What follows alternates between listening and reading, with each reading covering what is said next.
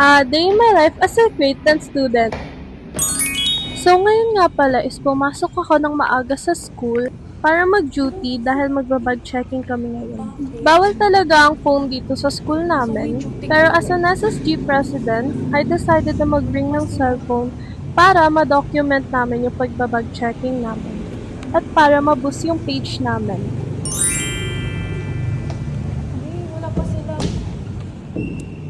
So ayan guys, nandito na ako sa room para ibaba ang aking mga gamit. Nagtataka kayo ba't sa room ako pumunta, hindi sa SSG room namin? Kasi guys, hindi pa nalilinis. Opo. Spoiler alert guys, mamaya namin yung lilinisin. So ayan, kinuha ko lang yung mic ko dito kasi mamaya mag-i-interview kami, ganun. Pero sadly, di namin yung nagawa. Ang nagawa lang namin is mag-record kung bakit kailangan namin mag-back check. At ayan, papunta na ako sa baba dahil 6:30 na at magsa-start ng magsipasukan ng mga estudyante. Baka nagtataka kayo guys, bakit ito yung pinakita kong record? Kasi guys, na-delete ko na po ang mga clips habang kami ay nagbabag checking. At napaka sobrang late post na po talaga na ito. Siguro guys, mga nung umpisang August pa to. And katapusan ng August na to, niyo makikita at inedit ko. Sana gets nyo. Kaya, in-screen record ko na lang ang aming document. I mean, dinocument namin. Yun lang guys. Pagtapos na ito, hindi na ako nakapag-record dahil isinurrender ko na to. Fast forward! Ito na yung time na nililinis namin, yung SSG room namin. At ayan, nagtatakutan sila sa may third floor, which is abandonado na. Kasi dyan namin ilalagay yung mga upuan na nakatambak sa magiging SSG room namin. Tsaka nag-vlog takeover sila dyan, be. Kasi may kinuha kami sa baba at ipinaalam ko ang aking kaklase sa kanyang service.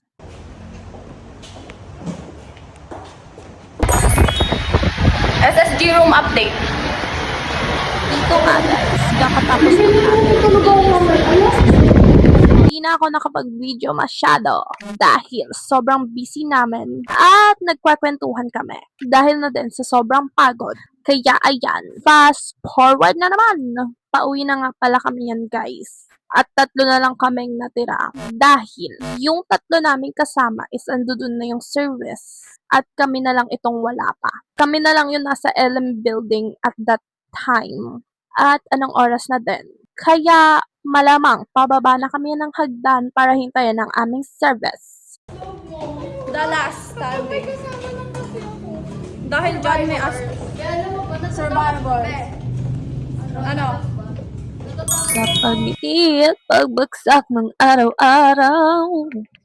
So guys, so it's raining and then may Bible study kami ngayon. So, ayan, niready ko na siya. Siyempre, di tayo mag-on cam mamaya. Ano to? So, guys, it's 6:53 p.m. and then, hindi pa ako nakakapagpalit. Kasi, guys, nagpahinga ako when I got home and then I took a little nap. And then, ayun, nagising ako mga 6 na, ganun. 6 pataas. 6 pataas!